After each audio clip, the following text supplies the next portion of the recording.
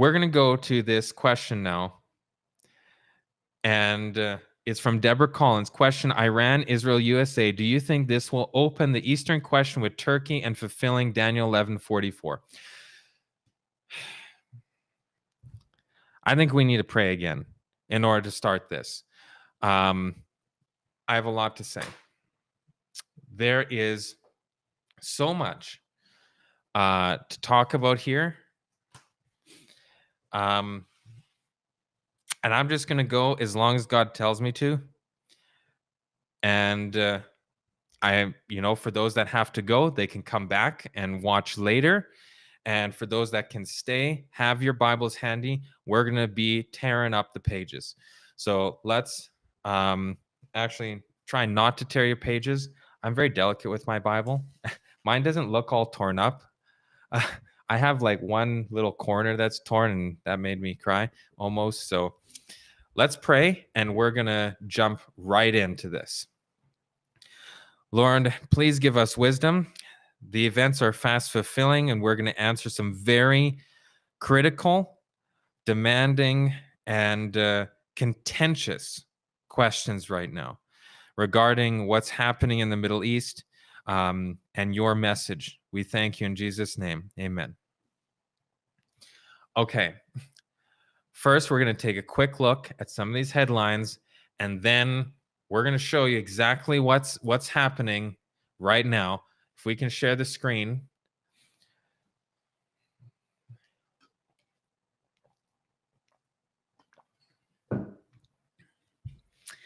U.S. has struck 3 Iranian nuclear sites. Trump says joining Israel air campaign. This is unprecedented that America is getting involved at this stage of the game. This is going to change a lot. This shifts the path of the war. I mean, you guys don't even understand what this means, especially in regards to Bible prophecy, which we're going to talk about here in just a minute. Trump confirms U.S. carried out very successful attack on Iran. I think I need to share my audio. Sorry, let me do this one more time.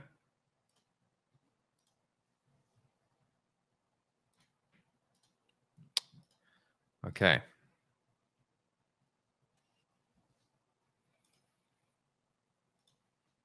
Donald Trump says America has carried out an attack on Iran. He's posted to Truth Social saying we have completed our very successful attack on 3 nuclear sites and that all planes are now outside of Iran airspace. President Trump also adding now is the time for peace. The White House a moment ago just releasing that information as well. That is their press release, is Donald Trump's Truth Social statement, sending it out to the world. Donald Trump obviously said that he was going to give it 2 weeks to wait. Obviously, that was just talk because he has been in the Situation Room this morning. Significant government officials have been by his side, and this is the result that we are now seeing 3, what he calls successful strikes on Iran nuclear sites.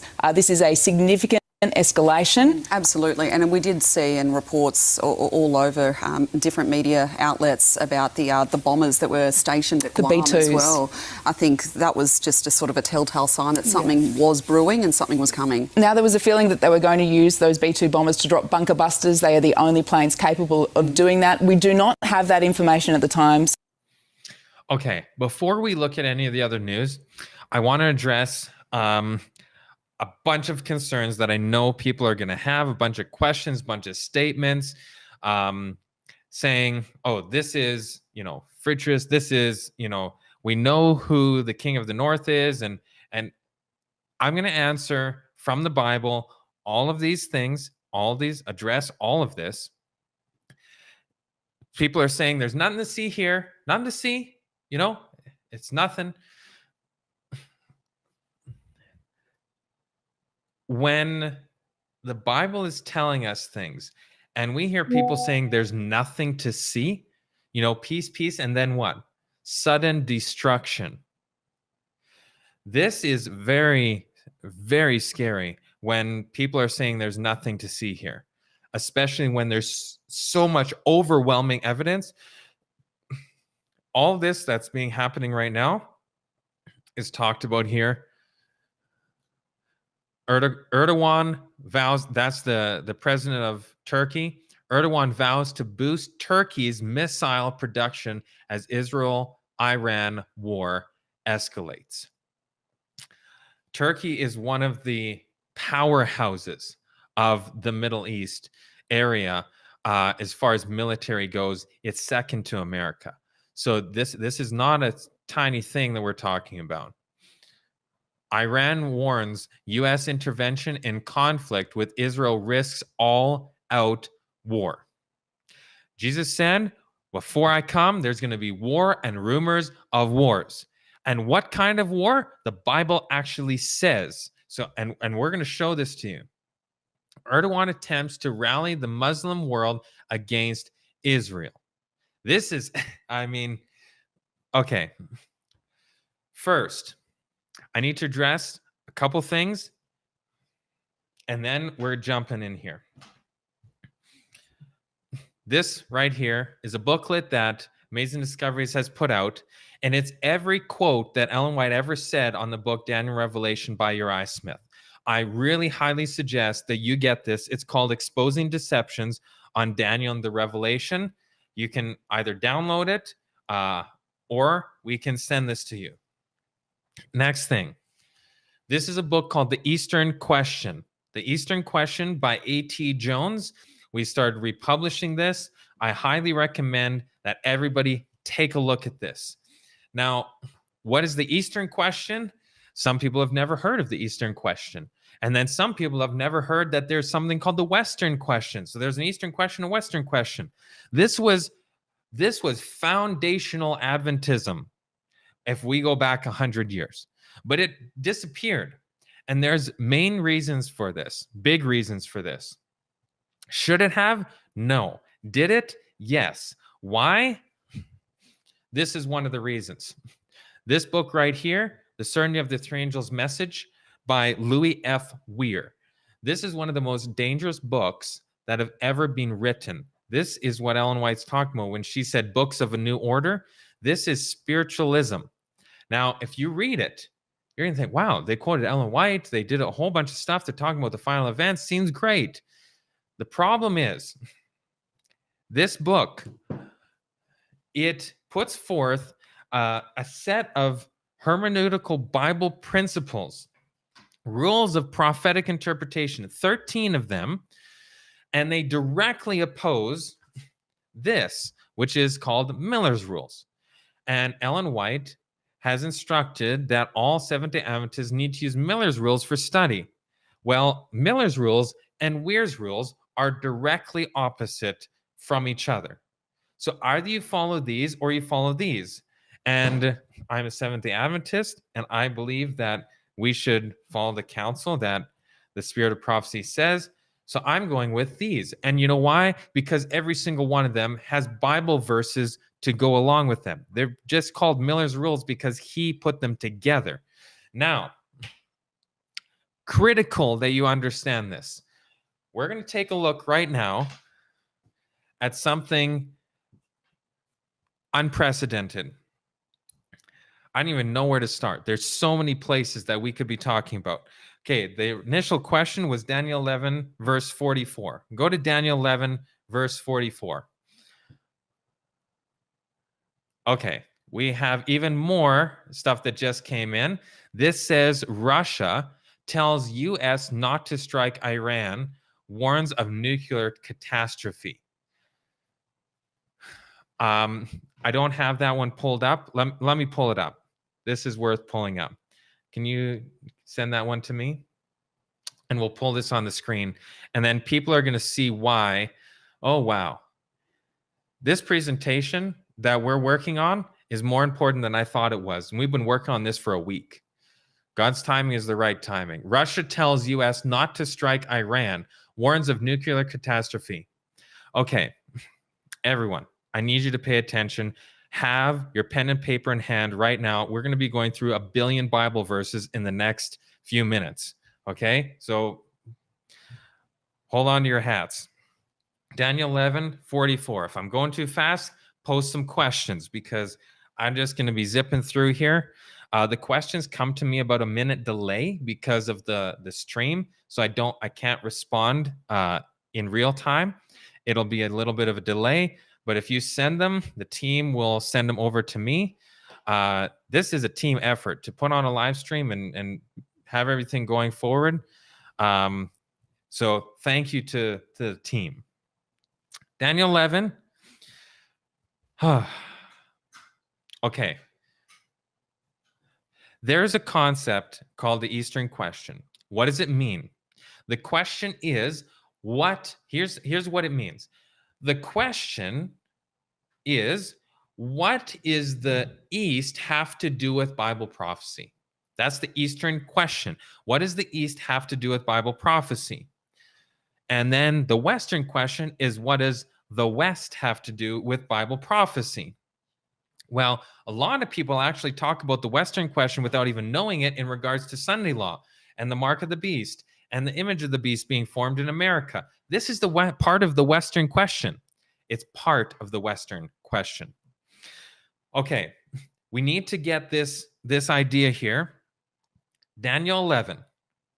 And I know I'm going to blow everybody's concepts out of the water here because there's so many evangelists and pastors and teachers that have this so confused. And why? Because they've gone and done spiritual interpretation. Jacob, can you grab me these quotes on the spiritualizing of the scriptures? I really need those, the literal versus the spiritual. If you can grab those for me. We're going to start in Daniel 11. And actually, we're going to start in Daniel 7. Why are we starting Daniel 7? This is like fundamental prophecy seminar stuff right here in Daniel chapter 7. Okay? No one's going to argue with this because everybody knows this.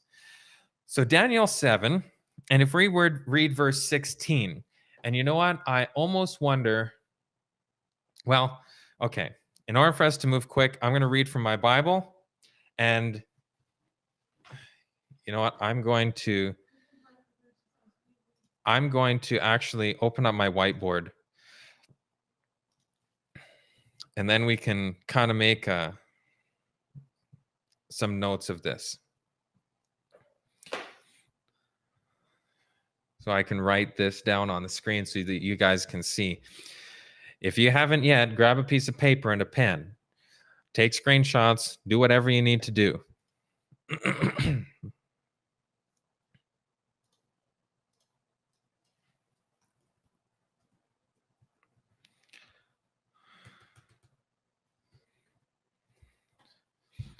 Okay. I'm just pulling this up here.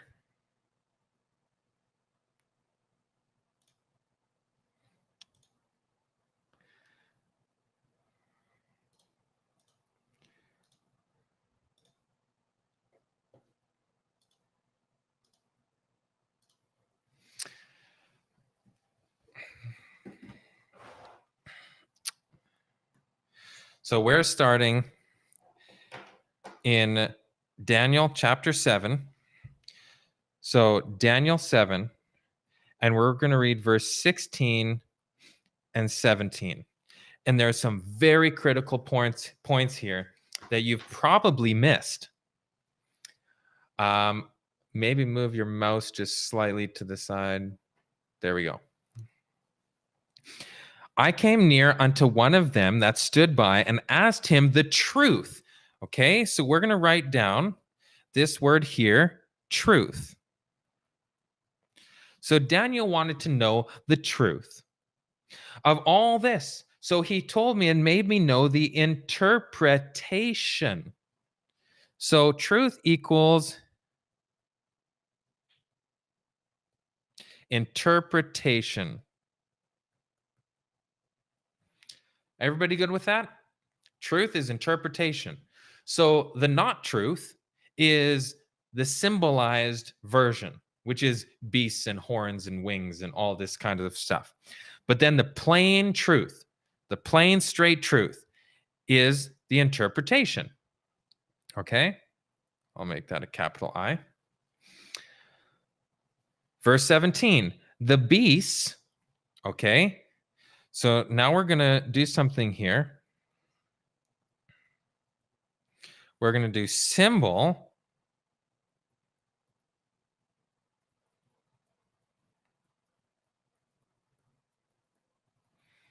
/ truth. So we have here the beasts. The symbol is beasts, which are four kings, right? Most of you should know this. Okay, if you're studying Bible prophecy, this is very, easy to understand. This is very common knowledge. Wow. Okay. Jacob sent me way more quotes than I was expecting he would send me right now. So we'll read through some of these. I'll have to pull them on the screen. So we have symbol, which is beasts, and literal kings. So when we see the word beast in prophecy, do we think it's a literal beast? Well, no, obviously not. If we see a beast with, lion's head and leopard's body and bear's feet and wings and four-headed leopard and stuff like this, this is not literal. Now, that symbol needs to be interpreted into a literal or the truth, which is the word kings. So the word kings, is that a symbol? Well, no, that would be breaking the Bible rules. Do you see this? Symbol is beasts, literal truth is kings. Okay? So now let's go to Daniel 11. Because again, we don't want to use human reasoning. We want to use pure Bible teaching. Daniel 11, and we're going to look at verse 2.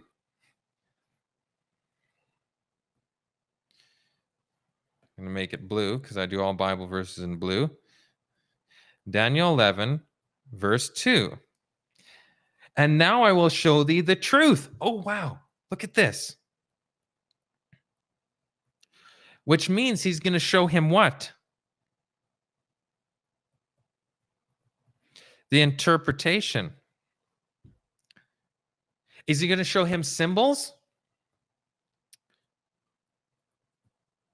No.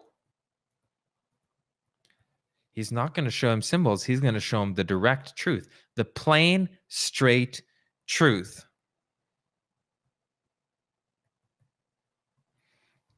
Okay. Behold, there shall stand up yet 3 kings. Oh, now we're confirmed because it has the word kings. We have the truth being shown here. Kings. So now we don't have any symbols to interpret. It's just kings. And, the first ones are in Persia, the next ones are Grecia, and then we continue through. Well, this is fascinating and very simple. Now, before we continue, you have to get this really, do not let your preconceived ideas control what the Bible is trying to say here. We're letting the Bible interpret itself, okay? Really critical. Now, I'm going to share my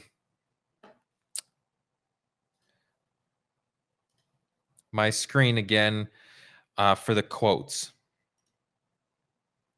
because these quotes are very important, very important.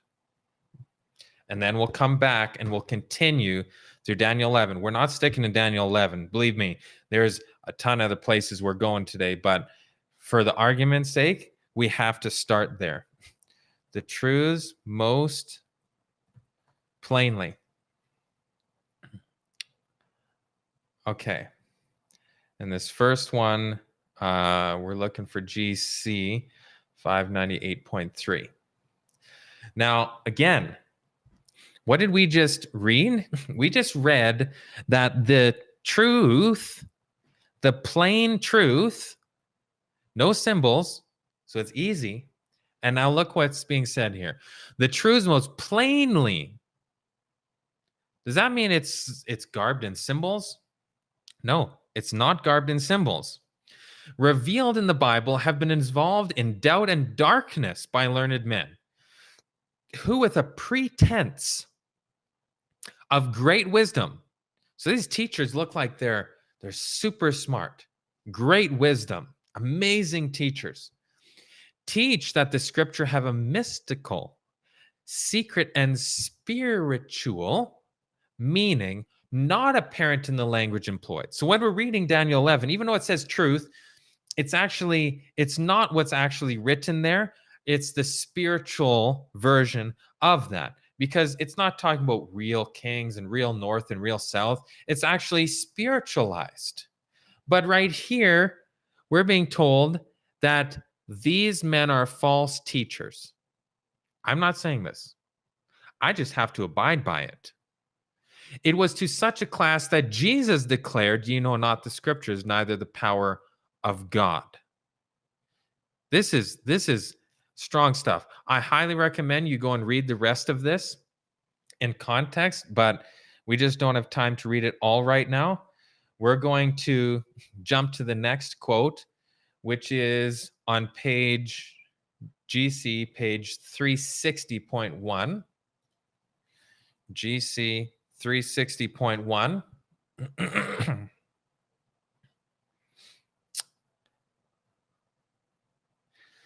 Concerning the popular system of interpreting or misinterpreting the scriptures, Wolf wrote, "The greater part of the Christian church have swerved from the plain sense of scripture and have turned to the phantomizing system of Buddhists who believe that the future happiness of mankind will consist in moving about in the air, and suppose that when they are reading Jews, they must understand Gentiles, and when they read Jerusalem, they must understand the church."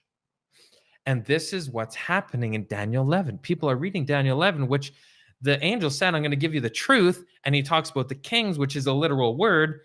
And people say, no, this is not talking about the locations in Israel. This is talking about the church. Now, is that true? And, the dangerous place is on either side of the ditch.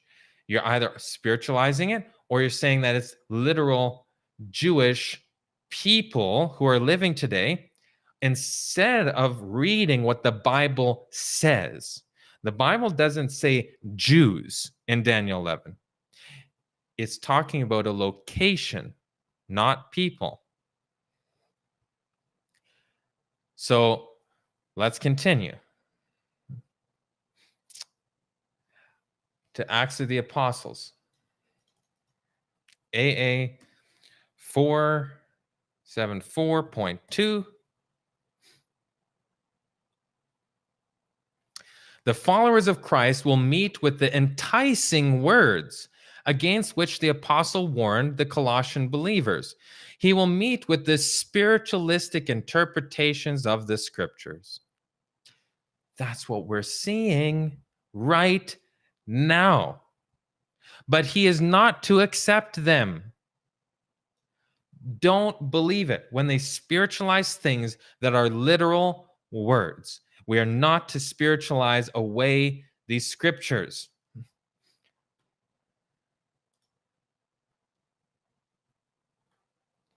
Okay, we're going to go to the next quote.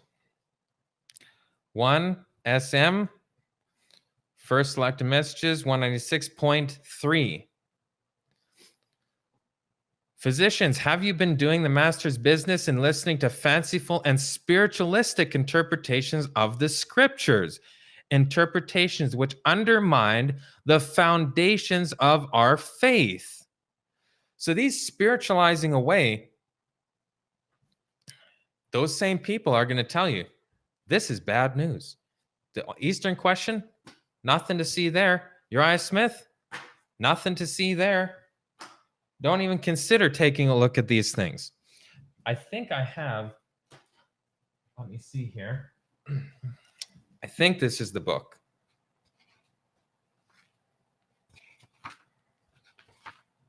This was sent to me from one of our team members. This book right here, it looks incredibly old. And it looks incredibly old because it is incredibly old. This book is copyrighted, and I'm going to be very careful with it. Now, you guys can't see that, but it says 1888. This is a very old book. Now, what book is this? If you can read here, it says Bible Readings for the Home Circle. Okay? This was a staple book in all Adventist homes. Now, if I go to the contents at the start of the book, I'm going to go to the prophetic sections. And right here, you probably won't be able to read it.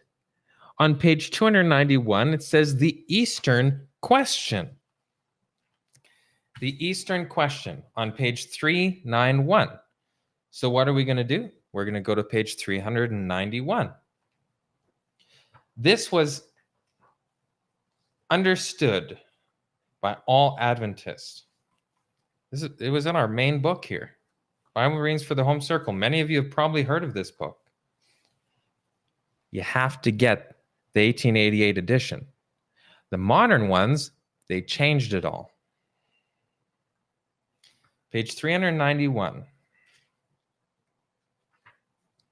Right here. Oh boy. Okay. It's going to shock you what's on the page here. It's basically showing what's on the news today. It says the Eastern question. It has Turkey highlighted. It has the Persian bear. And it has the Russian Empire. And it starts on the 11th chapter of Daniel. And Tyre is a literal historical prophecy, the longest and most remarkable of its kind in all the scriptures, beginning with the first year of Darius the Mede and passed through the remainder of Persian history, and then continues on. But it's a literal historical prophecy.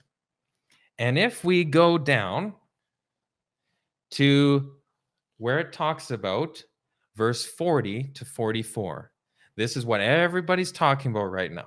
I'm going to put a bookmark here for just a second. I would find one of these if I were you. You can also download digital from our website, the 1888 edition of Bible Readings for the Home Circle. We're going to come back to this guy in a moment. We'll just set him here. Okay.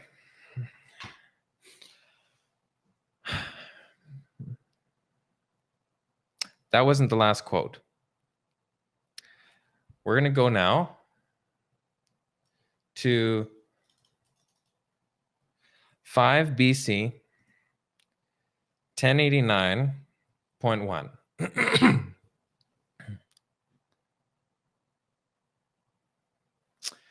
Okay. We're going to jump down here. And yet, though his doctrine seemed new to the people, it was in fact not a new doctrine. What I'm going to share with you today, you're going to think is brand spanking new, but it is brand spanking old. And it's in the 1880 edition of Bible Readings for the Home Circle. It's also in the 1897 edition of Daniel and Revelation. It's also in many places that Ellen White talks about. It's also in the Eastern Question by A.T. Jones. It's all over, okay? Not new doctrine, but the revelation of the significance of that which had been taught from the beginning. What do we call that? The old paths. Here's the problem. It was his design that his disciples should take the plain, unadulterated truth for the guide of their life.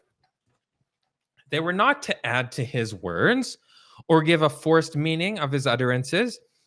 They were not to put a mystical interpretation upon the plain teaching of the scriptures and draw from the theological stores to build up some man-made theory. It was through putting a mystical meaning upon the plain words of God that sacred and vital truths were made of little significance. Well, the theories of men were made prominent. And this is what we see right now and what we're going to address today, because I can't wait any longer. Because there's been too much false doctrine being taught, and the final events are happening, and you need to know. This is not new.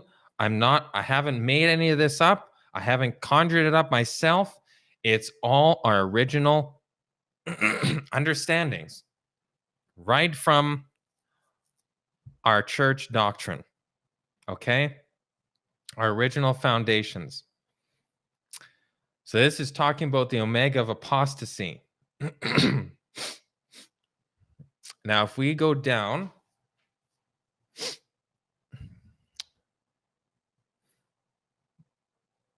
I need to find the section here.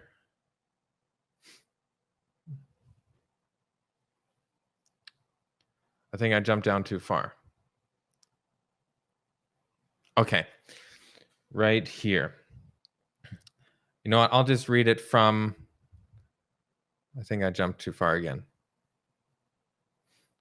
I'll just read it from the top. We are now to be on guard and not drawn away from the all-important message given of God for this time.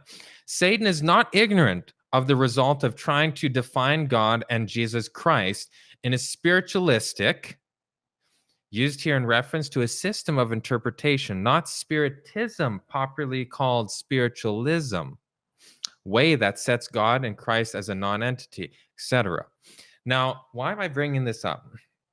Because people often think spiritualism is like spiritual formation, or is actual spiritualism where they talk to the dead and things like this.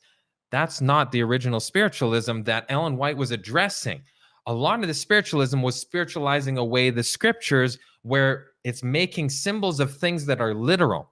That's changing our interpretation of prophecy, the spiritualism of prophecy.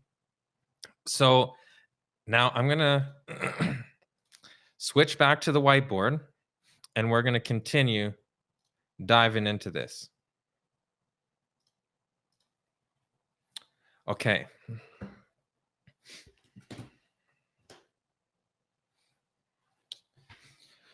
So we have this literal historical prophecy that's being talked about. If we go to verse 40, Daniel 11, verse 40, and at the time of the end, and I'm going to write it here so that nobody gets lost. Daniel 11, verse 40. Okay.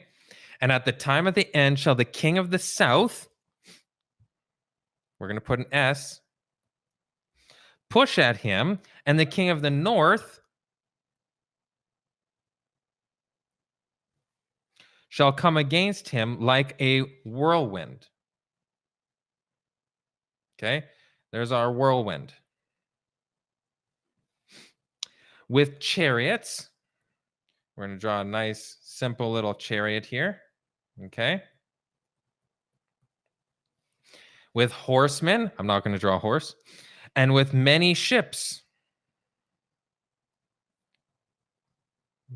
There's our ship. Okay, good enough? And he shall enter into the countries and shall overflow and pass over. Let me ask you a very, very, very important question. Is there anything here that breaks natural law? According to Miller's rules, bookmarks in here, on rule number 11, okay? I'm going to put MR, Miller's rule, number 11, is how to understand if something's a symbol or if it's literal. Now, it has to break natural law. So beast with 7 heads and 10 horns, and it, speaking blasphemy and doing all these things. That breaks natural law. Is there anything here that a king that's north of Israel, because that's what we're talking about here, a king that's north of Israel is going to war the king that's south of Israel? and he's going to come at him with chariots and horsemen and with many ships. Anything unrealistic about a war like that? No. That's because it's not unrealistic. It's a totally real war. Now, it says in verse 40, and at the time of the end. Time of the end. Now, when is the time of the end? And I told you guys that we are racing through this. Ask questions and we'll hopefully come back, but pay attention to everything that's being said here because we're going to go really quickly. How do we answer this? The time of the end. When is the time of the end? We go to Daniel chapter 12. Okay. Daniel 12, the very next chapter. And we're going to start at verse 4. But thou, Daniel, shut up the words and seal the book even to the time of the end. So the time of the end is when the book of Daniel is sealed. Now, the book of Daniel has been opened. And when was it opened? And Daniel asks, when is this going to happen? When is the book going to be opened again so people can understand? And then he says in let me just find it here. Verse 7. And I heard the man clothed with linen, which was upon the waters of the river, when he held up his right hand and his left hand unto heaven, and swear by him that liveth forever, that it shall be for a time, times, and a half. So we have a time, a times, and a half a time. Now, what is this? We're going to get on a little quick, tiny side tangent. A time is 360, not 306, 360 days, biblically, okay? We're not going to prove this right now. A time is a year, and a Bible year is 360 days. Times would be twice that. So now we have 2 years, okay? And then we have a half, which is 180 days. And this equals 1,260 days. But the thing is, in Ezekiel chapter 4, verse 6, it says that a day equals a year. So that means this actually is 1,260 years. And did this actually take place? It 100% did in 538 all the way till 1798, which is exactly 1,260 years. The papacy reigned. So we have exactly 1,260 years. So when is the time of the end? It's after the 1,260 years end. Right here is our time of the end. TOE is the acronym, time of the end, that I use. So now if we go back here, in verse 40, that means there should be a war that is between 3 kings, north, south, and there's someone else called a hymn, okay? And these guys are warring. And it has to be in the year 1798. Now, was there a war in 1798? Well, in fact, there actually was. And you guys can look it up. The Battle of the Pyramids. Okay, go take a look at this. Now, who was involved in this war? Well, the king of the north would be north of Israel. I actually need to now share a map if we're going to do this correctly. Because in order to explain this properly, you guys really need to understand what's going on here. Okay. And I'm going to go back to Bible readings for the home. Map, Middle East. Okay. We're going to go to Google Maps.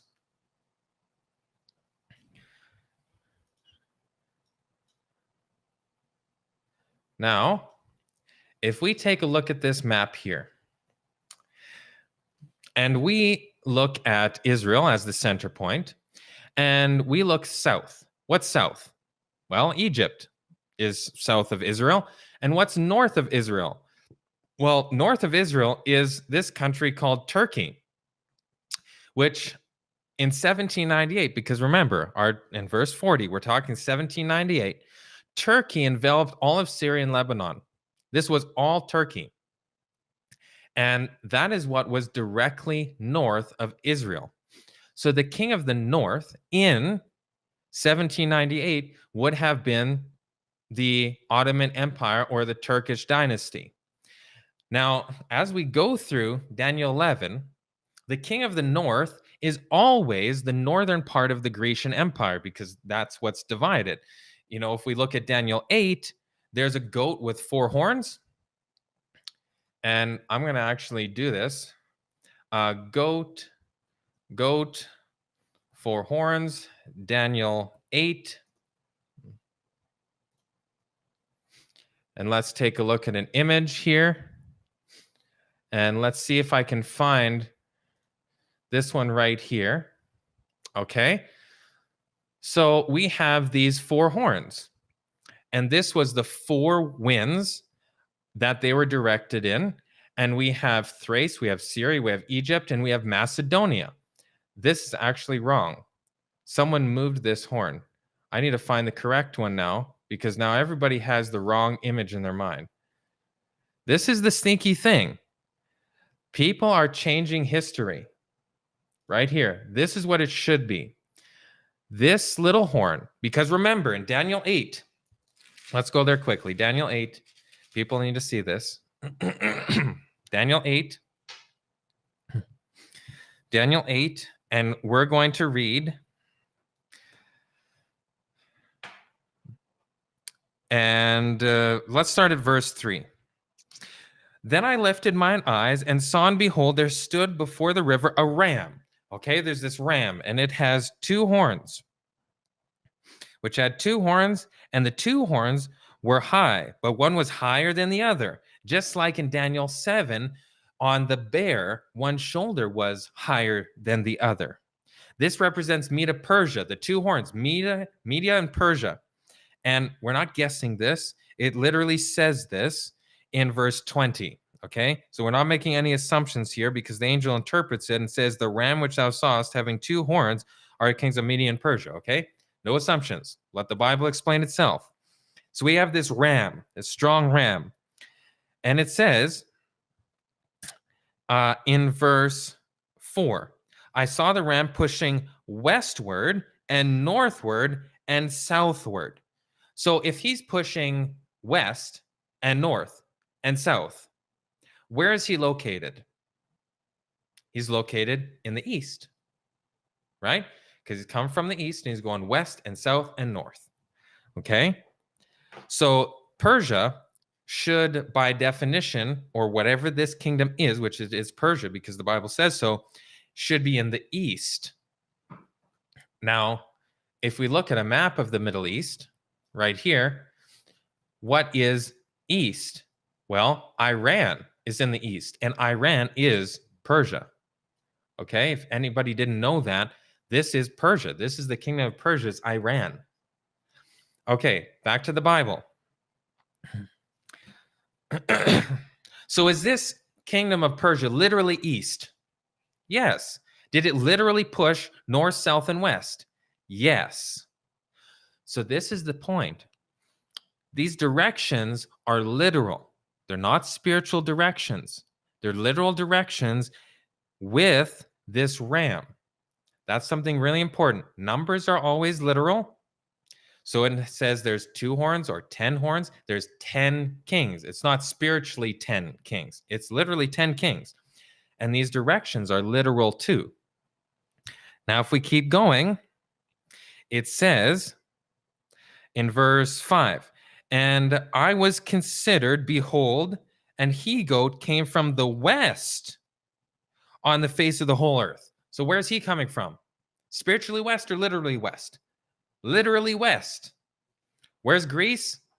In comparative of our compass here, it's west.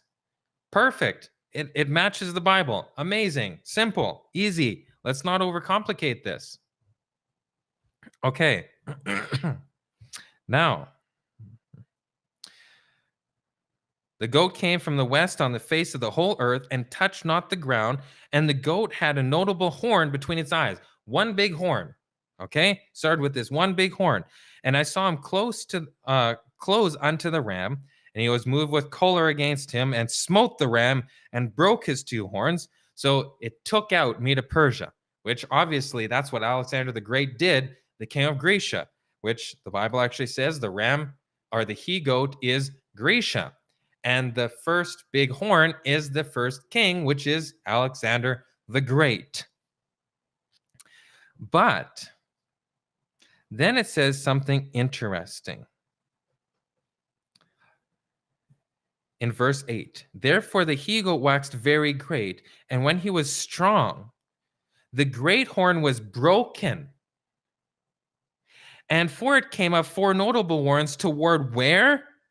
The four winds of heaven. Okay, so they went north, south, east, and west. It's so simple. Let's not spiritualize this away. If we could see what the Bible's saying, we wouldn't be confused and prophecy would be simple. My whole goal is to try and show you guys that prophecy is utterly simple. But all these spiritualizers are trying to make it complicated, so you have to keep going to them to hear the truth. Okay, now let's go back to Daniel 11. And it says, and I also, in the first year of Darius the Mede, I stood to confirm, to strengthen him. Now will I show thee the truth. The truth of what? Daniel must have been showed something that wasn't the truth. He must have been showed symbols again, like he was in Daniel 7. Well, what symbols? The only symbols left is Daniel 8. So Daniel 11 is actually Daniel 8, but the full story. This is absolutely amazing, which means it has to do with Medo Persia and then Greece. And these are the players that we're dealing with here. Now I will show thee the truth, which means the interpretation, which means no symbols. There shall yet 3 kings in Persia, and the 4th shall be richer than they all, and his strength through his riches he shall stir against the realm of Grecia. Verse 3, and a mighty king shall stand up, that shall rule with great dominion and do according to his will. And when he shall stand up, his kingdom shall be broken. Sounds exactly like Daniel 8, no different. And he shall divide the 4 winds of heaven, and not to his posterity, nor according to his dominion, which he ruled, for his kingdom shall be plucked up, even for others beside those. Okay, back to the screen. So when this took place, and Alexander the Great died, his kingdom was divided to the 4 winds, and it was north, south, east, and west. Let me just get a map of this. Greece, 4 winds map.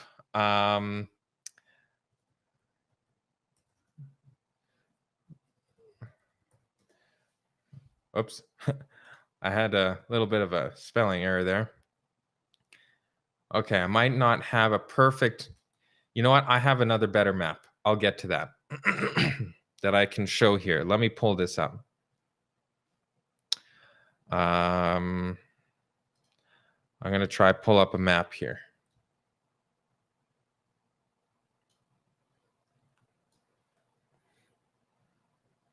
Of exactly what we're talking about. This is critical. This is absolutely critical.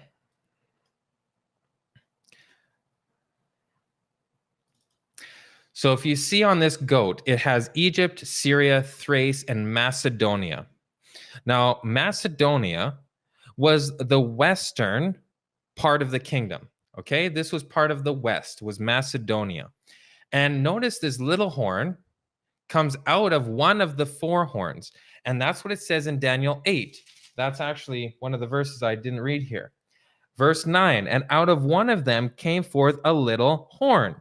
Now, which one?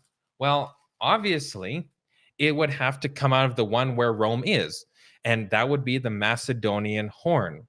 And on the original Adventist charts, it shows this little horn coming out of Macedonia, which is the west. Now, why is that so important? If it is coming out of the west and Rome is from the west, could it be the king of the north? Well, obviously not, because it's from the west. And this is one of the most interesting points. I'm just opening.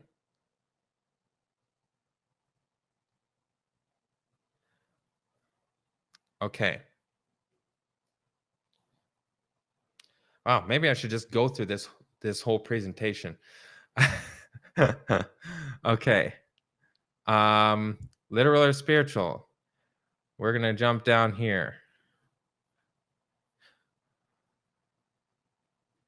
You know, I was just going to show the map. So if we have more questions, we can get back to that. So here is a map of the 4 regions: north, south, east, and west. Okay.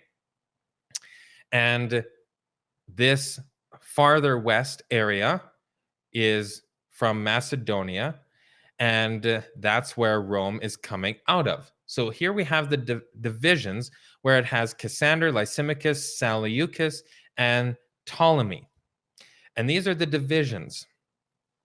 So now, when we go back to the Bible first, so we can pull off the slides for a minute here.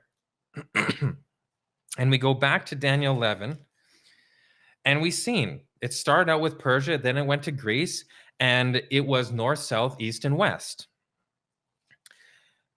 Very simple. So now when we get to verse 40, it's just the same thing that's been the whole entire time.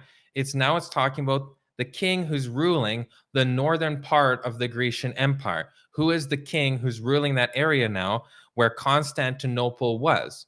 And that is the defining factor. So now we're going to go back to Bible readings for the home. And if we go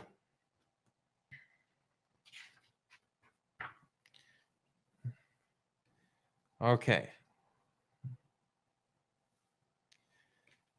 Let me find it here.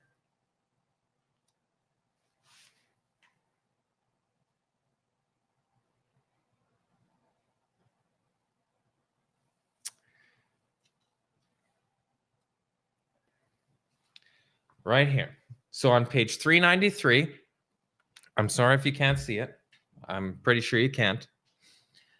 It says, what movements then does verse 40 call for according to the application made here?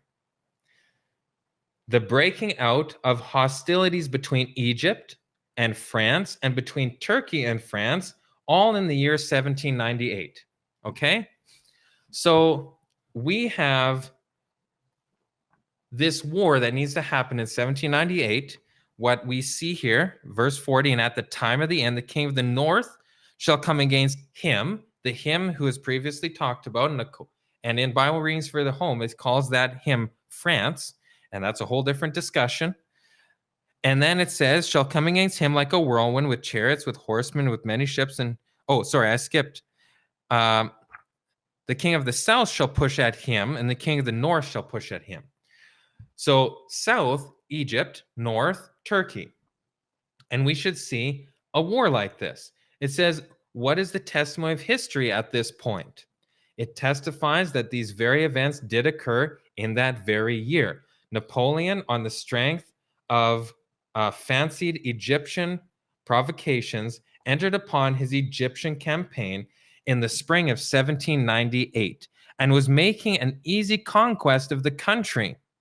When Turkey, through jealousy of the French and through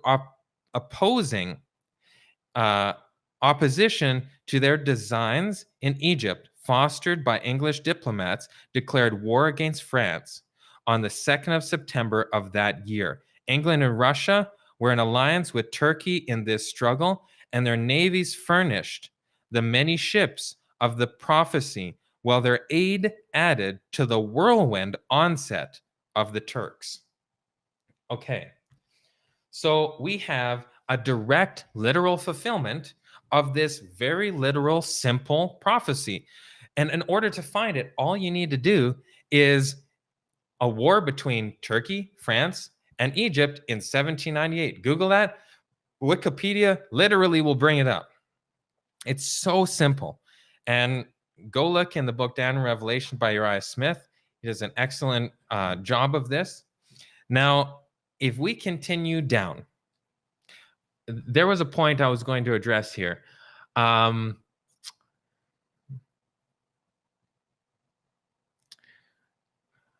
It was when I was reading. Okay. Now, what some people, a lot of people say, the king of the north is the papacy. Because the original king of the north, they say, was Babylon. Is this true? Actually, it's 100% false. Babylon was never the king of the north. It's not even north. So if we look at our map here of the Middle East, and you see where Israel is, Babylon was literally directly east and a little bit south. So it totally does not apply, could not even apply to Babylon. Now, they say that there's verses, there's not one verse in the entire Bible that says Babylon is the king of the north. Never, never, never, never. It's always in the area of Turkey, Constantinople, the northern part is always the king of the north. So one of the kings in the north was actually Assyria, which was in the area of Turkey. It's always been north of Israel, which how could the king of the north not be north of Israel? I mean, that's exactly what the whole Bible is talking about here. Now, a lot of people will say that this is spiritually Babylon, and so then it's the papacy. The problem with this is it says this war is happening in 1798. Well, when did the papacy receive its deadly wound? In 1798, but not just 1798, February 15, 1798. So at the start of the year, it's already out of the way. And it's obviously not going to be doing too much because February 15, deadly wound, it's out of the way. It has no ability to do these wars here.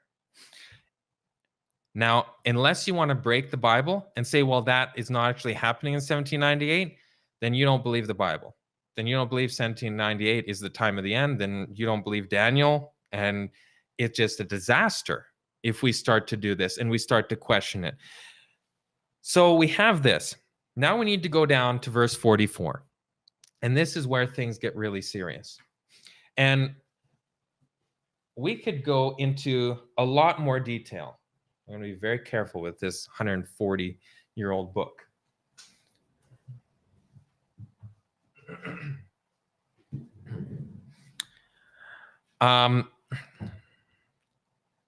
If we look here, is there any other thing in Daniel 11, verse 40? And our point is 44, but 40 is really important to set the stage. That could tell us that this is actually the people that we're saying it is Turkey. Well, we have chariots, we have horsemen, we have whirlwind, we have ships, we have all these things. Let's go to Jeremiah. Get your pen and paper. This is not in the study notes. I'm sorry. We're going off script. Jeremiah chapter 4. Jeremiah 4. And we're going to start in verse 5. Declare ye in Judah and publish in Jerusalem and say, blow ye the trumpet in the land. Gather together and go say, assemble yourselves and let us go into the defense cities. Verse 7, the lion is come up from his thicket. So keep all these. I'm switching back to my whiteboard. I need you guys not to miss any of these critical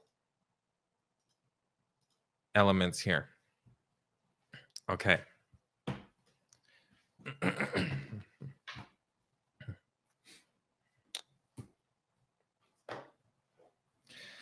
So we have, I'm going to go back to Daniel 11 just to write down these things again. So we have chariots. We have ships. We have horsemen.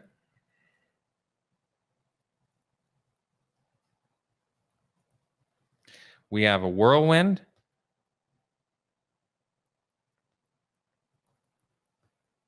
And it doesn't say it is a whirlwind. It says like a whirlwind, right? So it's using that as a descriptor.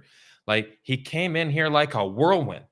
You know, that's exactly how it's using it. Okay. Now we're going to go to Jeremiah 4. And I want to move this down a bit. Move this down here.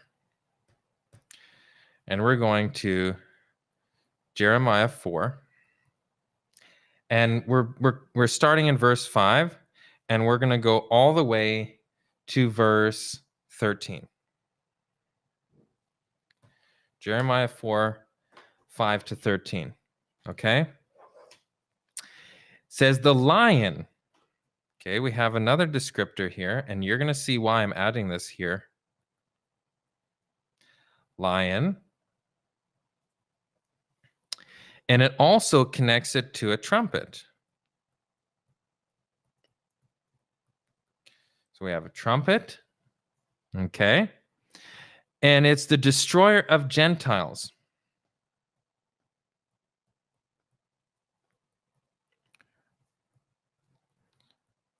What's another word for Gentiles? They're people who are against God, disobedient to God, not God's people, the opposite of God's people. And it's the cities are going to be laid waste. It's going to waste / destroy. Okay?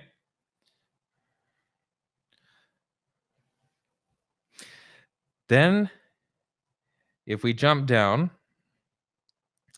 to verse 11, at that time shall it be said to this people and to Jerusalem, a dry wind of the high places in the wilderness toward the daughter of my people, not to fan or to cleanse. So this wind that's coming, it's not a good one. It's not the cleansing. It is to cause waste and destruction. Okay? And what does wind represent in the Bible? Wind equals war. Wind is war. And you can look this up, Ellen White, you can look this up in the Bible. Wind is war. Okay? Verse 12, even a full wind. So now we have full wind. So if you have a partial wind, it might be just from the east. Oh, there's an east wind, there's a north wind, south wind, west wind. If it's a full wind, that means it's from all four corners. / four winds.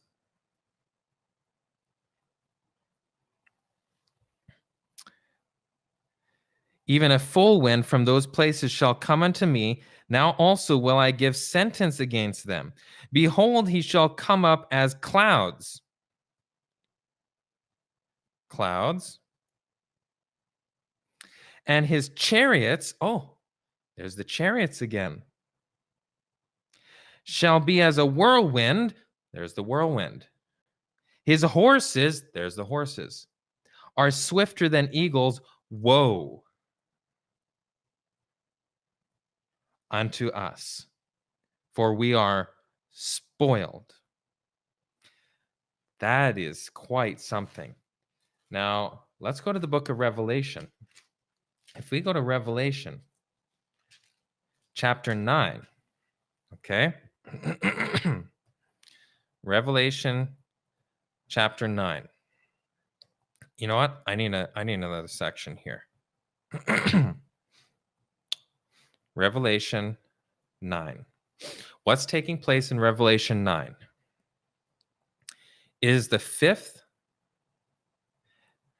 and the sixth trumpet. And we just seen trumpet connected to chariots and horsemen and whirlwind and destruction and all of this in Jeremiah and in Daniel 11. So now we have this trumpet. And let's take a look at verse 2. And he opened the bottomless pit, and there arose a smoke out of the pit, and the smoke of a great furnace, and the sun and the air were darkened by reason of the smoke. And there came out of the smoke locusts. Okay, so I'm going to write locusts here. And you're gonna see what's happening here really soon. Locust. Upon the earth, and unto them was given power as the scorpions of the earth have power. Let's jump down to verse 7. And the shapes of the locusts were like unto horses. There's the horses again, prepared unto battle. So these are war horses. So this is like a wind. And on their heads, as it were, crowns like gold, and their faces were as the faces of men. So horsemen. And they had hair as the hair of women, and the teeth were as the teeth of lions. So we have teeth of lions. And we have these locusts that are like horses, and they're prepared unto battle. And it says, and they had breastplates as were breastplates of iron, and the sound of the wings was the sound of chariots, of many horses running to battle. And then it says, the one woe is past. So Revelation 9 is talking about the fifth and sixth trumpet, which is the first woe and the second woe. Now, according to Great Controversy, GC, page 334.4. Let me check this.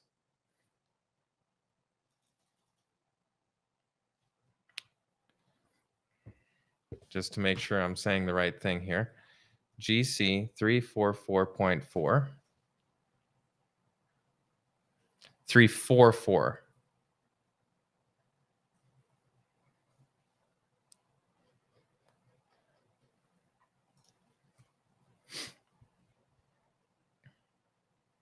Yes, 334.4. Okay. 334.4. The fifth and sixth trumpet have already taken place, but we're waiting for the third woe. This has not happened yet. Now, we're seeing a connection to this player here. The chariots, the horsemen, the whirlwind, the lion, the clouds, the locusts, the teeth of lions, the woe, the full wind, the waste, and destroyer of Gentiles, trumpets. Okay? Now, we're going to go from here. There's so many places that we could be going right now. Okay. We're going to go back to Daniel 11. Back to Daniel 11. Now, this locust, who is the locust? Okay, we have to prove this out. Go to Judges. Judges, chapter 6. Judges, chapter 6. Stay with me, everyone. Judges 6. And we're going to write this. Where did I write this? Down lower. Judges 6, verse 5 and 6. And then we're going to go to 7, verse 12. And then we're going to go to 8, verse 24. Okay? Judges 6, 5, and 6. And Israel was greatly impoverished because of the Midianites, and their children of Israel cried unto the Lord.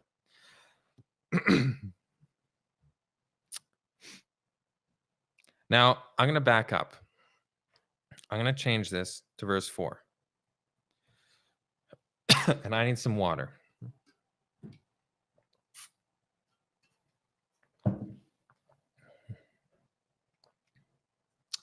Okay.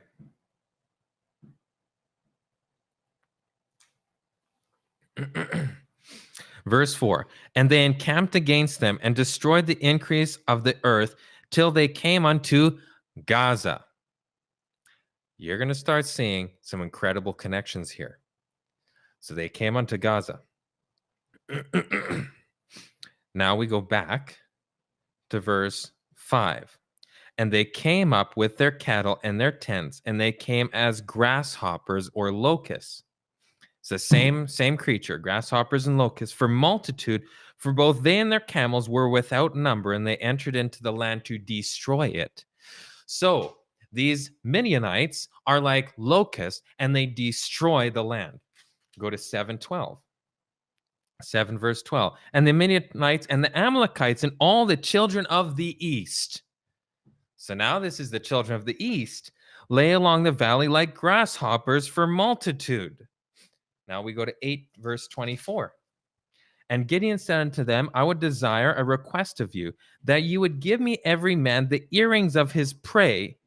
For they had golden earrings, and that earring there was actually a crescent earring, crescent moon earring. It says, for they had golden earrings because they were Ishmaelites. So the locusts are the descendants of Ishmael. These are the Muslim nations that are being talked about in the Bible right now.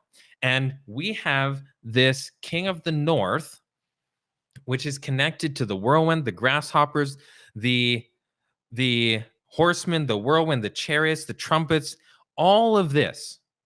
Okay, now we're going to go to the book of Joel. I told you, we're going everywhere. The book of Joel. The book of Joel. Now you're going to see this. This is absolutely amazing. The book of Joel. It's basically the whole book. And we're going to go down to verse 4. That which the palmworth hath left, hath the locust eaten, and that which the cankerworm hath left, hath the caterpillar. That which the palmworm hath left, hath the locust eaten, and that which the locust hath left, hath the cankerworm eaten, and that which the cankerworm hath left, hath the caterpillar eaten. If you study this out, each of these insects is actually the same insect. It's just 4 stages or kinds of locusts: the chewing locust, the flying locust, the swarming locust. They're all locusts. Now, if we go down to verse 6, for a nation. So what are these locusts? They're a nation. And that's what we see. It's like beast. In prophecy, we see beasts. This locust is a beast representing a kingdom. It is a nation. Revelation 9, the locust is a locust power. It is the locust beast signifying a nation. And in Great Controversy, it's the Ottoman power. That's what Ellen White says in Great Controversy 334.4, that this is the Turkey government, or the country of Turkey, the Turkish power. So it's a nation. It says, come up upon my land strong without number, just like in Judges, whose teeth are the teeth of a lion. Where did we see that? In Revelation chapter 9. Now we're going to go down. 10, the field is wasted. We've seen wasting in Jeremiah. And all these things are going to start flowing. And it's just absolutely incredible. Now, if we continue down, verse 15, alas for the day of the Lord is at hand, and as a destruction from the Almighty shall it come. So this nation is going to come and it's going to destroy, almost as if God sent it to destroy. And who's it destroying? The Gentiles. Now it says in verse 17, the seed is rotted under the clods. The garners are laid desolate. It's desolating. The barns are broken down. The corn is withered. How do the beasts groan? The herd of cattle are perplexed because they have no pasture. Yea, the flocks of sheep are made desolate. Verse 19, O Lord, to thee will I cry, for the fire hath devoured the pastures of the wilderness, and the flame hath burned all the trees of the field. So we have another descriptor now, which is fire. Now, if we quickly jump back to chapter 9 in Revelation, keep your thumb in Joel, Revelation 9. And if we go and see Revelation 9 and verse 17, and thus I saw the horses in the vision, and them that sat on them, having breastplates of fire and of jacinth and brimstone, and the heads of the horses were the heads of lion, and out of their mouths issued fire and smoke and brimstone. So now we have fire, we have smoke, and we have brimstone. These are fire-breathing locust horses. And that breaks natural law, which means it's a symbol. And then Joel tells us that's a nation, just like Daniel does. And this is the nation of the people of the East. And specifically here, we're talking about one specific locust that is in the north. Now, if we go to chapter 2 of Joel, Joel 2, blow ye the trumpet. We see the trumpet again in Zion and sound an alarm. What is the trumpet? Is an alarm of war. So these locusts are bringing war. The winds, the whirlwind, the war of the four corners. Excuse me. Let all the inhabitants of the land tremble, for the day of the Lord cometh, it is nigh at hand. What is the day of the Lord? If we look in Revelation 16, the day of the Lord is the day of the plagues. 18 verse, if we go to Revelation 16, you can see that, but also Revelation 18, I believe it's verse 8. Therefore shall her plagues come in one day. For strong is the Lord God who judgeth her. She shall be utterly burned with fire. This is crazy, guys. This is absolutely unbelievable. The day of the Lord. So this is the day of the plagues, the year of the plagues that is coming. And it says in verse 2 of Joel 2, verse 2, a day of darkness. We've seen darkness in Revelation 9 connected with the smoke and with the locust. Now, if we continue down, verse 3, a fire devoureth before them, and behind them a flame burneth. The land is as the Garden of Eden before them, and behind them a desolate wilderness. It's desolating. Again, we see all the same symbolism here. Verse 4, and the appearance of them is as the appearance of horses, and as horsemen, so shall they run. It's always the same power. I mean, we can continue down here. We don't even have time to go through everything here. But it's so incredible, the detail. Now let's go back to Daniel. We're not done going in other places yet. We got some more places to go. But we're going to take a detour back to Daniel just to get our bearings again.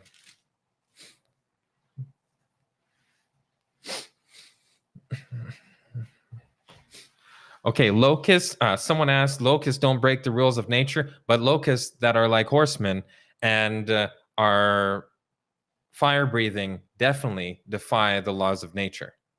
So this is definitely breaking the laws of nature. Now we go back to 11. And remember, now this is not symbol. This is literal. This is literal here. Nothing's breaking the laws of nature. So we have the king of the north, which is Turkey. And it is Turkey all the way through. Let's go down to verse 44.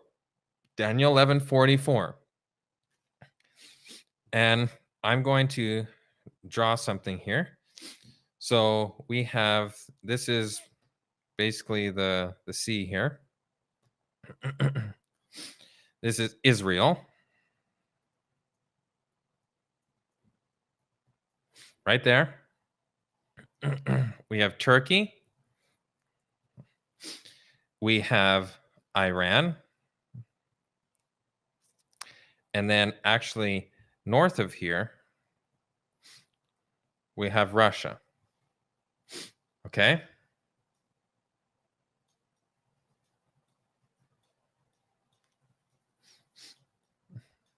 One second.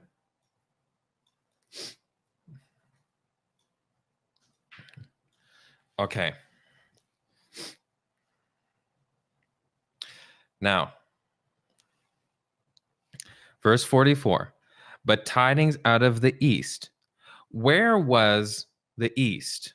What kingdom did we see pushing from the east? And he was pushing westward and northward and southward. That was Persia, right? Which is modern day Iran. And we're going to put this here. Persia. Okay? And we're going to put east. According to the Bible, this is the east. So tidings out of the east. So we need to be hearing. Now, this word tidings means news. So if we're looking at this, we should hear news about a war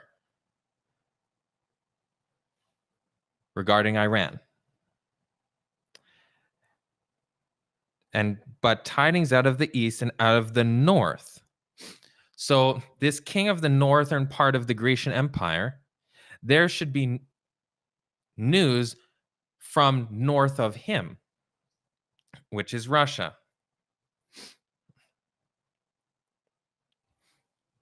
There should be news here of war. Shall trouble him. So Turkey, the king of the north, will be troubled. Therefore he shall go forth with great fury to destroy and utterly to make away many. This will cause him to be angry and to destroy. Is that not what we've seen? The other prophecies was saying that the locust power, this is going to destroy. And then it says in verse 45, and he shall plant the tabernacles of his palace between the seas in the glorious holy mountain. Now, this glorious holy mountain, there's no symbols being said here. This is location, purely location. This is not Jews. This is not the people. This is location, okay? Glorious holy mountain, location. Just like north, south, east, west, location. What does this mean? That Turkey is going to come and it is going to war Israel and it is going to move and put its tabernacle. That means its seat of religious government in Jerusalem, the glorious holy mountain. Yet he shall come to his end in Jerusalem, and none shall help him. So verse 44, we're supposed to be hearing news of war from Iran, and then we're supposed to be hearing news that Russia's getting involved, and this will stir Turkey to war. Turkey will move to Jerusalem, and then, and I'm going to put this in orange, it will be removed from Jerusalem. And this is the end of the last verse of Daniel 11:45. And what is the next thing that takes place? The next thing is 12 verse 1, which is the close of probation. This is the sign for the close of probation. When the king of the north moves to Israel and sets up his palace there, his tabernacle there, and when he's removed, this is a sign of the close of probation. Now, I know there's going to be a million questions right now, and we're going to see this in more places than just this because we need 2 or 3 witnesses to make something established. We see this in Revelation. We see this here. I'm going to show you several other places that this is actually prophesied about. Now, we go to Isaiah. Isaiah 27. Isaiah 27. And it says, hath he, in verse 7, Isaiah 27, 7. Isaiah 27, verse 7 and onwards. And he hath smitten him as he smote those that smote him, or is he slain according to the slaughter of them that are slain by him? So it's talking about a slaughter. Now, where do we see a slaughter? We see this in Ezekiel chapter 9. Ezekiel 9. And it says in verse 2, and behold, 6 men came from the way of the higher gate, which lieth towards the north, and every man a slaughter weapon in his hand. So there's a slaughter that's coming. But before the slaughter, verse 4, and the Lord said unto him, go through the midst of the city, through the midst of Jerusalem, and set a mark. The sealing and the marking takes place before the day of slaughter. Isaiah 27, it's talking about something that happens just before the day of slaughter. Verse 8, in measure when it shooteth forth, thou wilt debate with it. How much debate is there about Daniel 11 right now, about the Eastern question, about all these things? There's a huge debate with it. He stayeth his rough wind. There's another term for the four winds. His rough wind or whirlwind, very rough wind. In the day of the east wind. So as the four winds are being held, there's going to be an east wind blowing. Now, let's look at this again.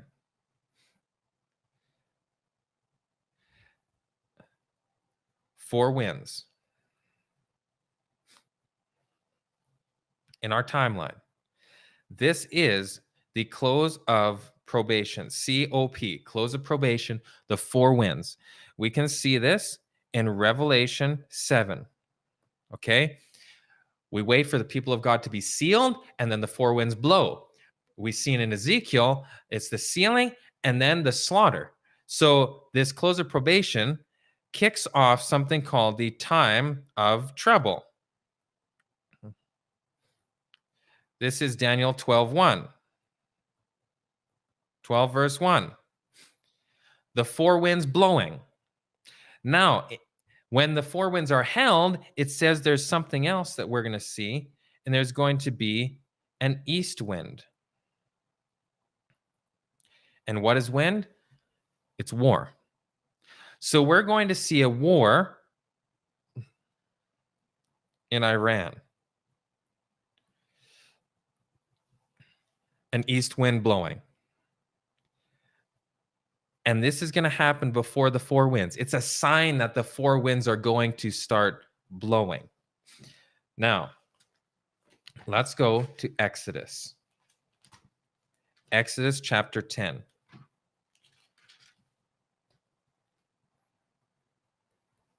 Exodus 10. And we're going to read verse 13. And Moses stretched forth his rod over the land of Egypt, and the Lord brought an east wind upon the land all that day and that night. And when it was morning, the east wind brought the locust. And what did we see in Daniel 11, verse 44? The wind of the east, the tidings in the east, the war in the east is going to cause the locust, the Turk, to go to Jerusalem, and it's going to cause it to destroy. This wind from the east, perfect typology here, is causing the locust to come and devour and destroy Egypt. But then we look at verse 19. And the Lord turned a mighty strong west wind. Oh boy. Oh boy. So now this causes locusts to come.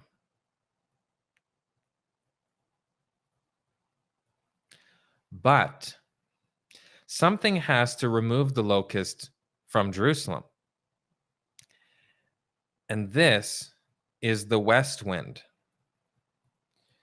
And remember, we said there's an eastern-western question. What is in the west? What is the west? This is a war from America. So we're going to see a west wind blowing, an east wind blowing, and involvement from the north. We've seen in the news right here that Russia is thinking about getting involved in this war. So we're going to hear tidings from the east and from the north. It's going to trouble the Turk, and Turkey is getting angry, and they will destroy. There will be war. Then they're going to move to Israel, and then there's going to be a west wind, a war from the west that blows and removes Turkey from Jerusalem. And this is the sign that the four winds will immediately start blowing. There's so much happening here. Let me go to some questions, because I know there's going to be a ton of questions right now. Okay. Candy M. So is it actually Syria now that is the king of the north? And this is a great question. Here's the reality. What just happened in the Middle East? Turkey is in charge of Syria. Turkey is in charge of Syria right now. And this is unprecedented. So you can look this up. They have total control over this area, and they are ruling Syria. The original Ottoman Empire was that whole area. And we're going to see that all over again, taking over of the area. Okay. Ali Cole at Amazing Discoveries. How is two-wheeled chariot used as a gun? Okay. Let me share this. I'm going to share my screen again. Different screen, though.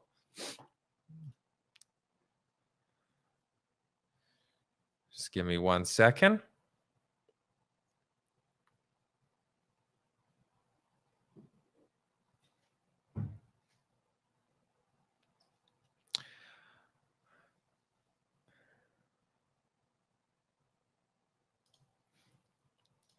I will show you this in one moment.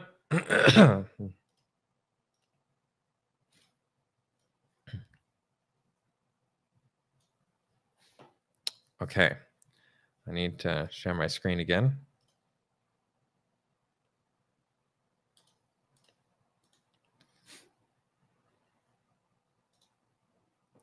Okay. Do you see a two-wheeled chariot gun? This is the Turkish cannon. This is the fire-breathing Turk. This is the two-wheeled chariot that they used. It's exactly as the Bible wrote it. It is amazing. The Bible is so clear. Candy M. Mackenzie, was the papacy ever the king of the north? Did the papacy ever control Constantinople/Turkey? We have to rephrase your question to, did the papacy ever rule from Constantinople or Turkey? And the answer is no. Because the king of the north is one that is ruling from the north. And the papacy never did that. So the papacy never was, and never was the king of the north. And this is something that is so misrepresented to try and shoehorn in this idea. And just so everybody knows, this idea that Daniel 11 is spiritually the king of the north papacy did not even come into play until after Ellen White died. Never. People bring up James White, people bring up all this. He still believed it was literal. He was like, I wonder if the papacy will literally go to Constantinople and then literally be in Jerusalem, rule from Jerusalem. So that was the question. He was wondering, is it Turkey or is it the papacy? But both literal, never spiritualizing a verse. It was always literal. And that's why, everybody's seen this is not the case. So no, the answer is no. It's never been the king of the north. Anonymous, what is the difference between whirlwind and full wind? I believe it is the same.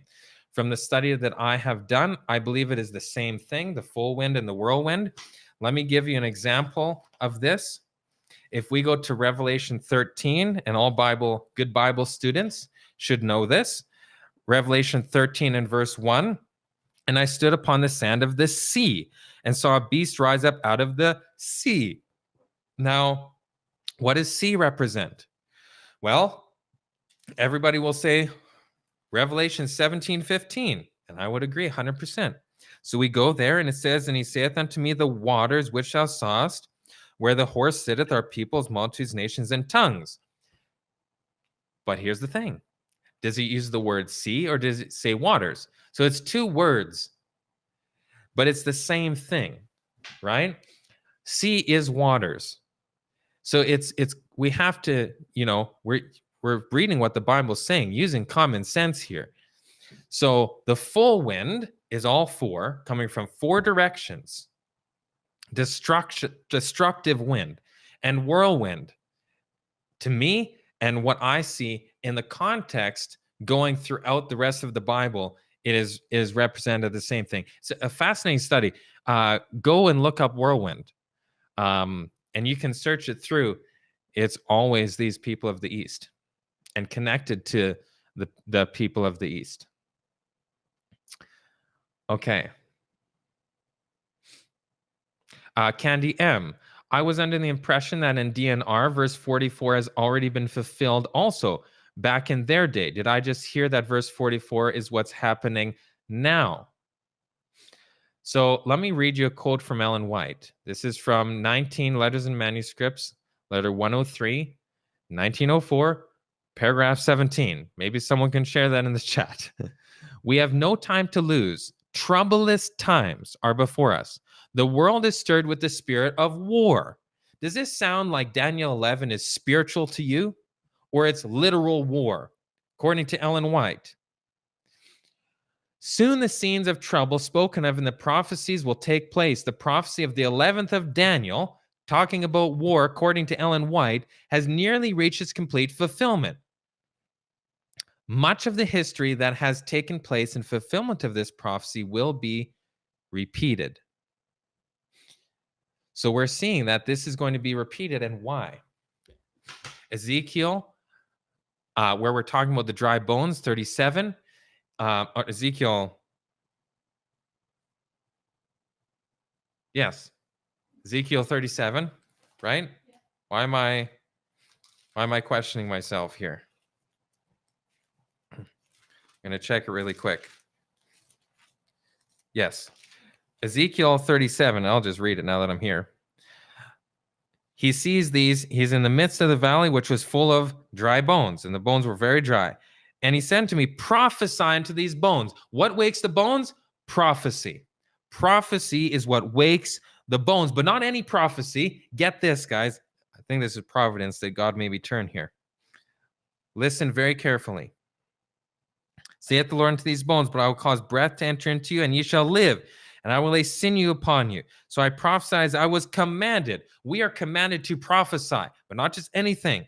Keep listening.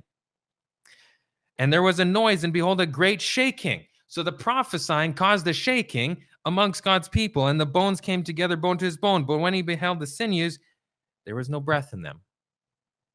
So they didn't become alive yet. So what had to happen? He said unto me, prophesy again. We're supposed to prophesy again. The same things, not change our beliefs, give the same thing. And about what? Unto the wind. Prophesy, son of man, and say to the wind, thus saith the Lord God, come from the four winds. And when we prophesy about the four winds, the bones live. This is absolutely incredible. Now, if we go to Daniel 11, verse 44, it says, but tidings plural. And even in Uriah Smith, there's multiple tidings that are mentioned. Now, here's the big question. Are we on the final tidings? This is a very solemn question. I believe it's very likely that we're on the very final tidings of verse 44, which what does that mean?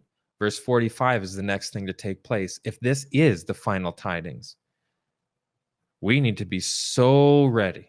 We need to be preparing. We need to leave the cities immediately because war upon war upon war is coming, and it's coming to America.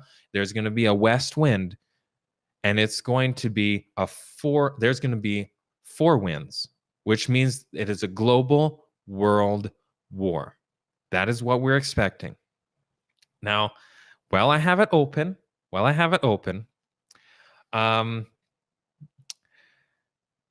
okay. And just so everybody knows, Our Daniel 11 study guide is going to be released very soon. And you should sign up to be notified.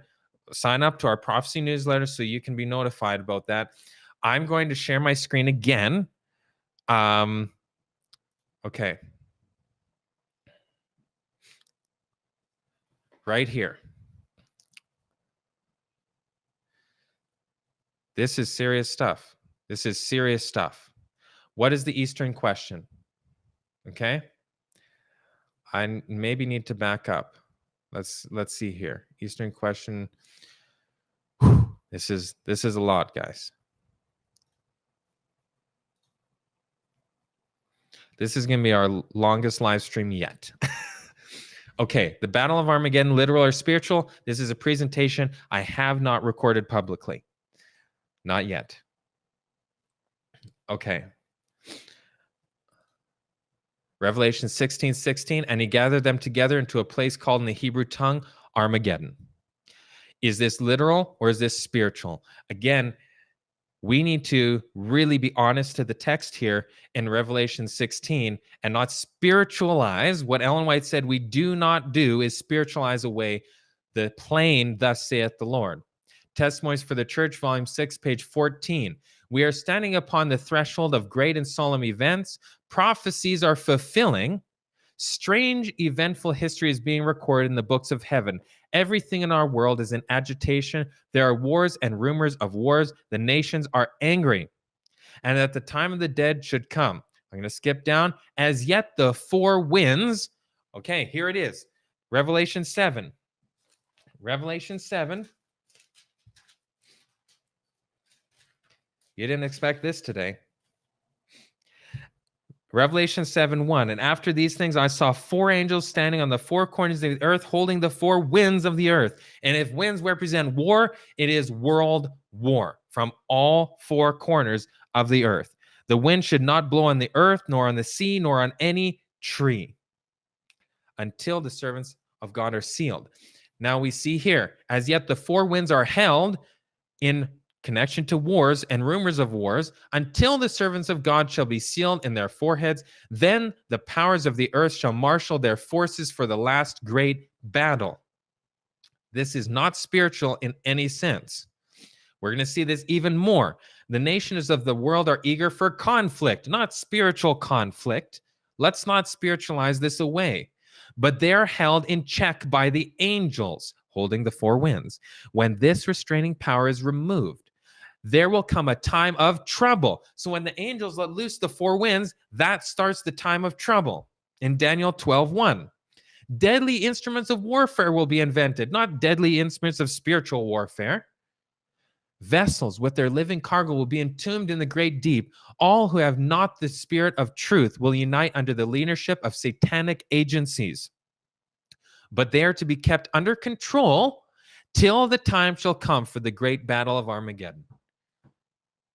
It's right there. This literal battle of Armageddon, literal war, deadly instruments of warfare are coming, and this is a literal, serious world war. How does this connect to the Eastern question? Great Controversy 334 in the year 1840, another remarkable event.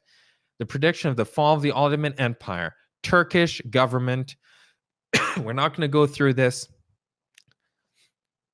What does she say about she talks about Elder Smith spoke in the morning upon the Eastern question. It was of special interest, just what the people wanted to hear. Uriah Smith, the Eastern question. I feel so grateful Brother Smith is not lost to the cause. He seems fully and thoroughly united with us. When he's talking about the Eastern question, he's united with Ellen White.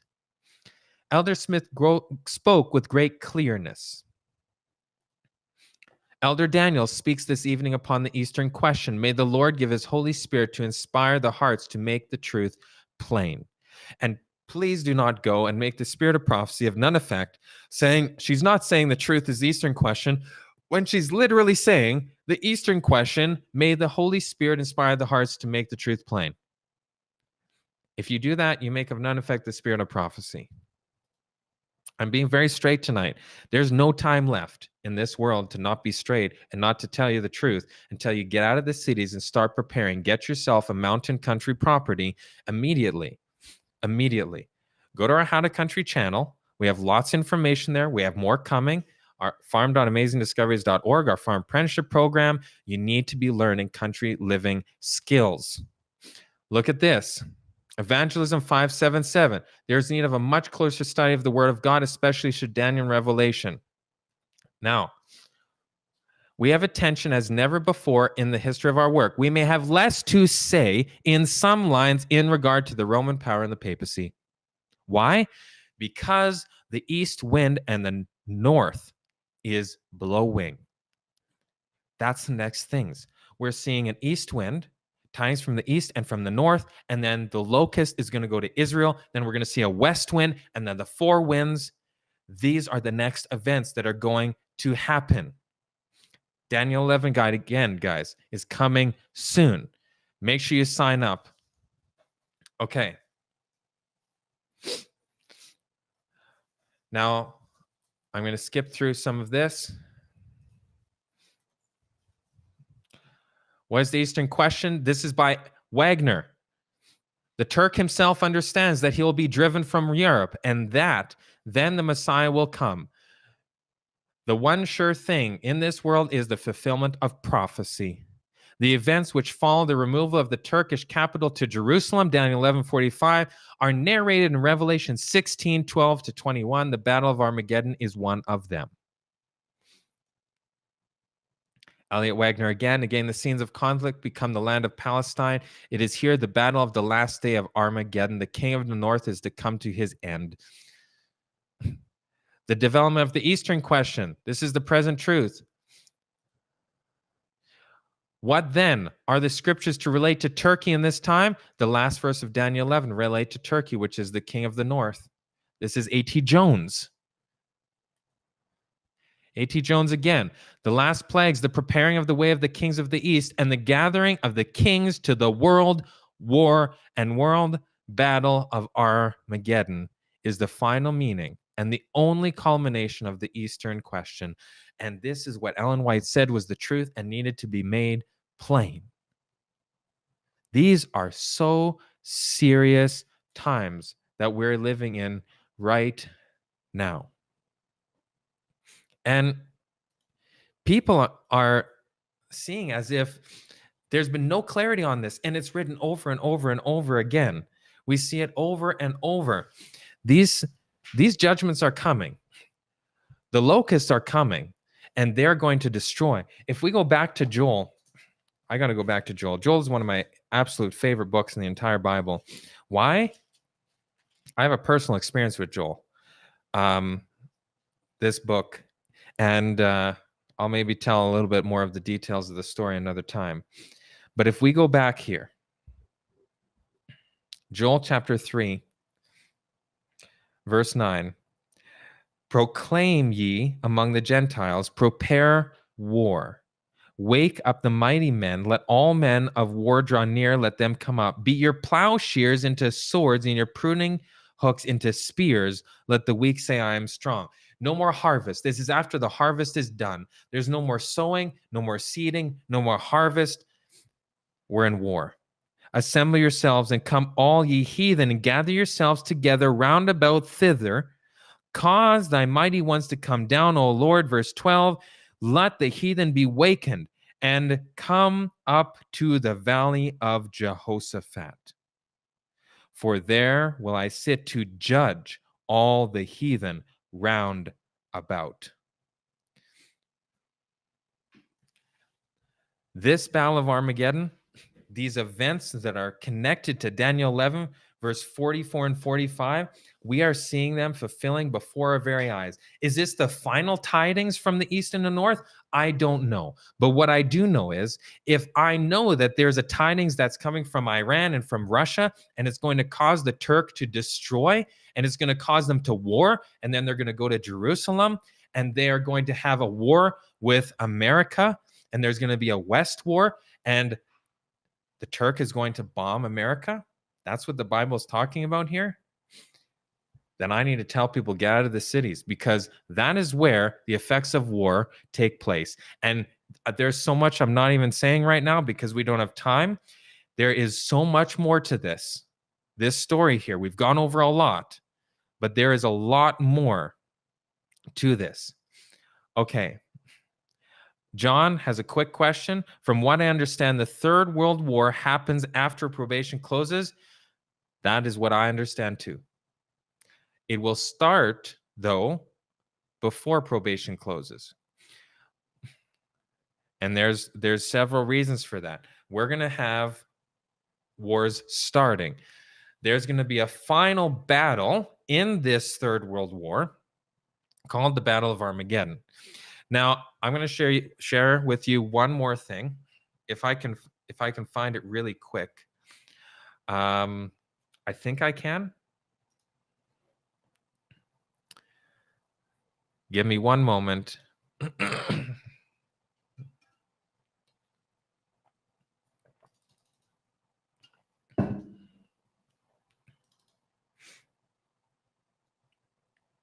going to share one more thing here.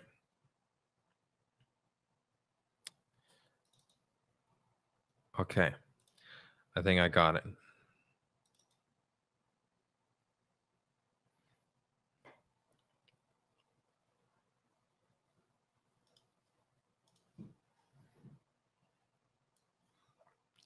And I'll share my screen again.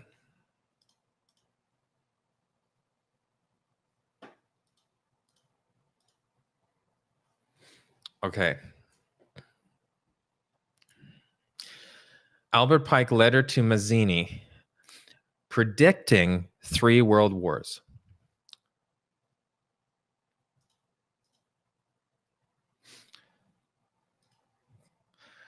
The First World War must be brought in order to permit the Illuminati to overthrow the powers of the czars in Russia and to make that country a fortress of atheistic communism. The divergence caused by the agenda of the Illuminati between the British and Germanic empires will be used to foment this war. Did it happen? Yes. Is it because they're prophetic, that he's prophetic? No, because they are causing these wars to take place. And this is their plan. They want these wars. We're going to step down to the Third World War. Must be fomented by taking advantage of differences caused by the agenda of the Illuminati between the political Zionists and the leaders of the Islamic world. The war must be conducted in such a way that Islam, the Muslim Arabic world, and political Zionism, the state of Israel, must destroy each other. This is making the hair stand up on the back of my neck. Meanwhile, the other nations, once more divided on this issue, will be constrained to fight to the point of complete physical, moral, spiritual, and economical exhaustion. We should unleash the nihilist and the atheist, and we shall provoke a formidable social cataclysm, which in all its horror will show clearly to the nations the effect of absolute atheism. So he wants to remove absolute atheism, origin of savagery, of the most bloody turmoil. Then everywhere the citizens obliged to defend themselves against the world minority of revolutionaries will exterminate these destroyers of civilization, the multitude disillusioned with Christianity, whose deistic spirits will from the moment be without compass or direction. So they're saying, we need God, we need Christ, we're Christian. We need direction. Anxious for an ideal, but without knowing where to render its adoration, will receive the true light through the universal manifestation of the pure doctrine of Lucifer. What is this guy saying? The Third World War is going to involve the Muslim nations. It is going to remove them. And then the plan, it's not God's plan. Satan is going to appear and is going to be Christ to all these people who need a spiritual compass. This is another hint to a deception that Satan is coming before the Sunday law. That is a very scary deception. Satan is coming after that. He's coming at the close of probation. We will study that. That is one of the studies that we're going to be going over. We're going to have all the verses and all the references for this. You have to be watching what is happening.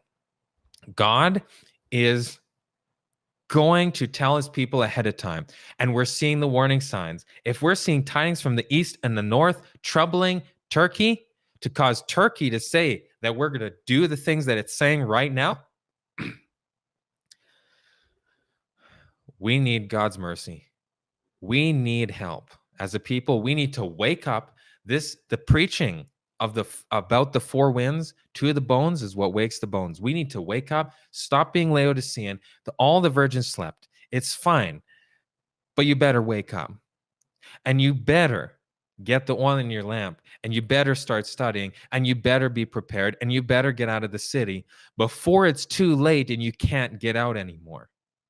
And then you're destroyed with the judgments that are coming on the wicked. And if you're destroyed with a judgment that's intended for wicked, you're not righteous.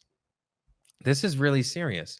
And I'm sorry, I'm not trying to scare anyone. It's not scary. If we know and we can see the signs and we can do the things that God tells us. He told Noah, there's a flood coming. Noah could have said, whoa, I'm scared. But God said, build a boat and I'll protect that boat. God says, get a country property in the mountains, away from the cities, away from the wars, away from the destruction, and raise your own food, because the problem of buying and selling will be very, very serious. So thank you so much, everyone, for staying with us this long. It's almost been 3.5 hours.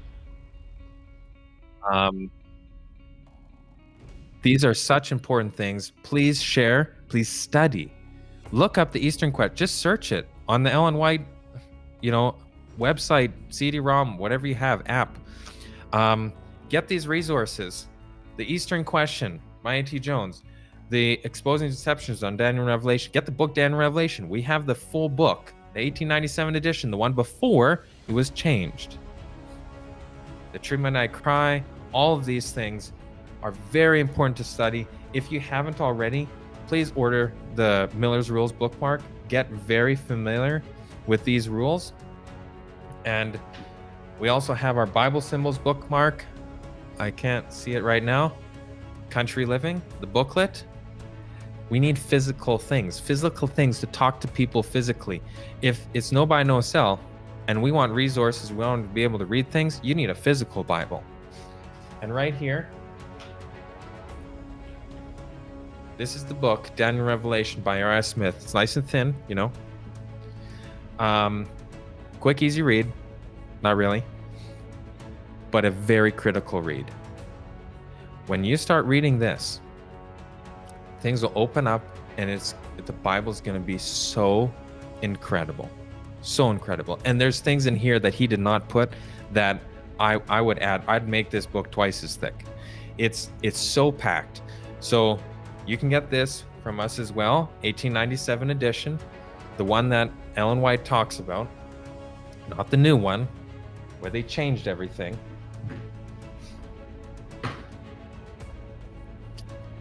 We are having these studies every single week. It is a lot of effort to do that, but we have such a passion right now to warn the world. Also, we're doing everything that we can to get people ready and show them how to do this. I don't know if you've been already to our How to Country YouTube channel. You might have already seen on our Amazing Discoveries main channel, we posted a video and a short the other day talking about an event that we just had for the public. It was a farm day, opening of our farm here for the public. And every week, Sunday and Monday, we're open. We're selling veggies. We're giving them experience. We're talking about the garden. We're talking about why we're doing this here. And it's an amazing witnessing tool. We had 150 people come out, around 150 people last Sunday for our opening. And we're just keeping building this because we need to warn the people. And if people want to come and they want to learn how to do this, it's not just for us. We want people to come, learn how to do this, and this is what they can do to support themselves in the country. They can move from the city and they can do a garden and they can sell to support their family. and grow and have their children doing these practical things away from all the evil influences of the city. It's an amazing thing, an amazing witnessing tool. And I really pray that God guide each and every one of you, that you start studying like you never have, that this, if nothing else, triggers you to study your Bible like you never have before. Thank you so much for joining us. This is the 10th study in the Final Countdown studies. So if you haven't already, go back to the start working your way through. We've talked about a lot of things already, and we're just getting warmed up. So thank you so much. Have a good rest of your evening. God bless. We better get to sleep because we have an open farm tomorrow where we're going to be talking with the community and sharing and showing them the garden. God bless and have a good night.